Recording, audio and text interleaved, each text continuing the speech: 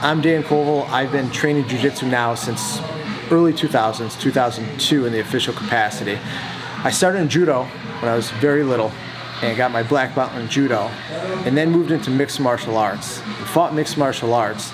And the reason that I wanted to do Brazilian Jiu-Jitsu, as we all know it now, was for the sheer fact that it was the best way to be aggressive with the rest of your fighting style. Meaning, if you really wanted to fight MMA and you really wanted to compete, you wanted to strike and you wanted to be fearless with your takedowns. And the only way you really could do that was be able to fight off your back competently.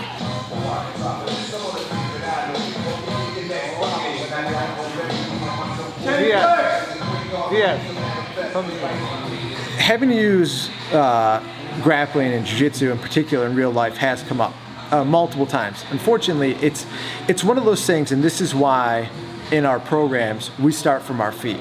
We start with the idea of jiu-jitsu is for fighting. Winning medals is fantastic. I will never not want to compete, and I'll never tell my students not to compete. But more than anything is I always put out in the forefront is you want to be able to protect yourself and protect the people that you love.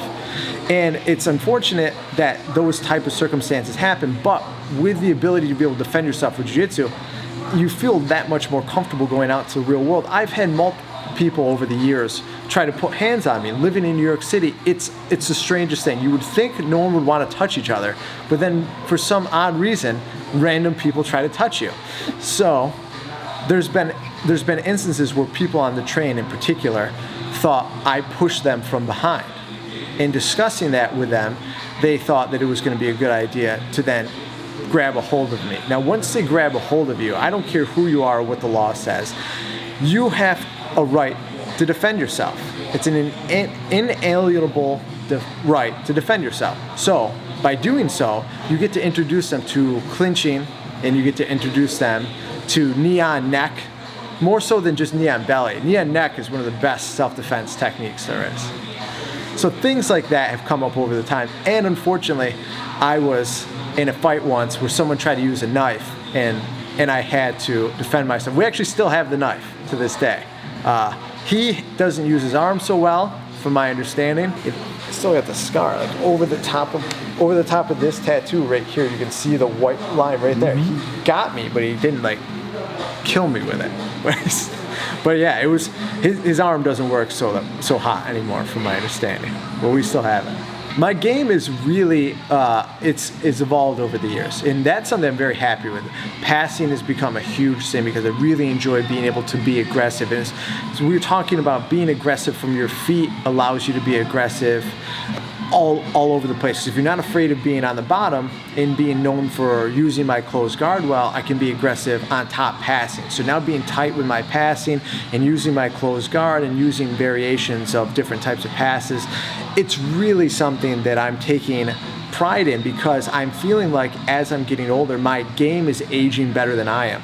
So my game is feeling much better than my body is in general. So I'm very happy about that. And it's something that I'm taking a tremendous amount of pride in, and I'm trying to pass on to my students. I've been competing since I was a kid and doing a lot of judo tournaments. And I fought my first MMA fight when I was still in high school, which was I just turned 17 in January. I fought in February. I was 17. I fought in Georgia. I flew from upstate New York to Georgia to fight. And then I fought a whole bunch of other places. Well, competing in jiu-jitsu, all the IBJJF events, the no-gi pants, the New York Open, things like that have been really, really helpful.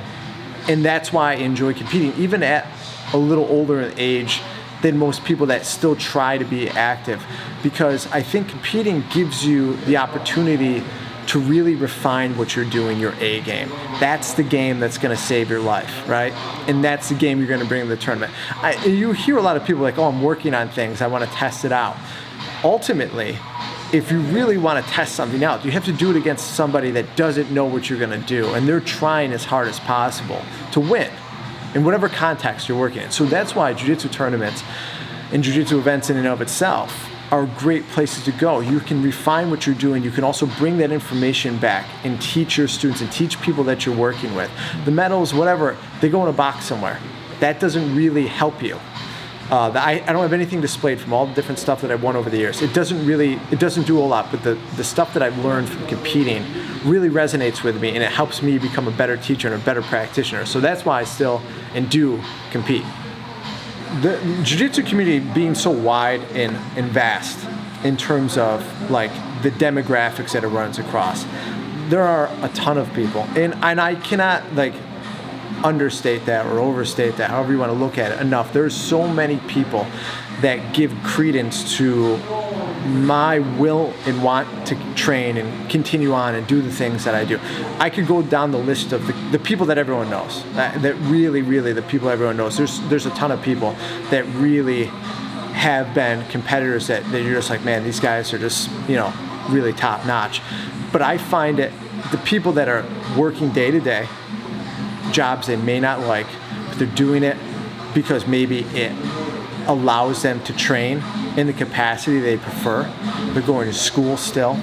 They might have some kind of mental issue that they're dealing with, and jiu-jitsu is one of the only things that allows them to continue on and feel like a person that's getting somewhere in life. Because life in general, especially nowadays, like you're inundated with so many different things, just so many different things now, that doesn't make you feel like you're making any headway.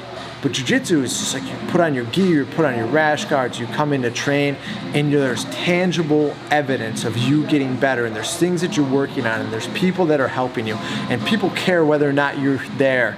And there is just such a feeling of like really driving my willingness to be on the mat, because I don't want to miss that time with those people. That's the greatest thing to me. It's like I get to share that with people, and like just seeing, like, that's why I never skip teaching. I'm always here. I've been on vacation in 6 years. I love being at my programs. I love being able to spend time with people, because maybe those people, they'll only be here like twice a week, and I don't want to miss them. They want to see me, they want to train, they want to do something, and I don't want to miss the time that I could spend with them. And that means a lot to me. And that really keeps pushing me, because if I get better, I can help them get better. And it's cyclical. They'll get better, I'll get better, and so on and so forth. And that's really has been the thing, as I've gotten older, that I've tried to really be on the lookout for. And I'm surrounded by it. The New York City and the New York City area, in Jersey, there is a lot of working class people, and there's even a lot of professional people that have hard lives. It's not easy getting in on the mat. This is a hard activity, but they still find time. They still find the willingness to show up, and man, that nothing beats that. It's the greatest. Over the next 10 years, it's going to be interesting, because there are so many people taking this sport so seriously now. It has always been something that has allowed people to make a good living if they have business sense. So the better practitioner you are, that allows you to grow your name on the mats, on the competition mats, allows you to be able to reach more people in capacity. So people are finding better ways. They're hiring strength coaches. They're hiring wellness coaches. They're hiring nutritionists. They're getting together with other grappling arts, specifically high Olympic level wrestling. Judo is big as well when it comes to grip fighting and stuff. They're getting in cross-training, as well as MMA athletes. They're bringing all these people in, and they're constantly getting different looks, so they can always be progressing and evolving. The leg lock game has become vogue again. It's cyclical. It was early 2000s. Now it's come back again, and so many people find that the next step. But in reality of the situation, it's just being built off of all the other things people are doing, and you're going to see more and more people get better wrestling, which is going to allow for better control. And I think by the next 10 years, we're going to see people with such quality control that submission rates are probably even going to go higher than they are right now, because you're going to see people having better overall grappling IQs, because they've involved so many other grappling disciplines in what they're doing. Being sponsored by Scramble really means that a company that has been a cornerstone in the jiu-jitsu culture for a better part of 10 years now has faith in you and what you're doing as an athlete. And I think that says a lot, and I think when people look to be sponsored or are sponsored, should keep that in mind. When a company puts their faith in you and they put your body and your name next to their brand, it should mean a tremendous amount to you, because what they're trying to do is keep pace with the sport, keep pace with the culture, trying to keep themselves relevant and vice versa, and you're trying to stay relevant with the company. So when someone like Scramble puts their faith in you and they allow you to represent them, it's the highest honor that you can get when it comes to being an athlete in this sport. Because everyone knows without sponsorships, like there's just really not a ton of residual awards going forward.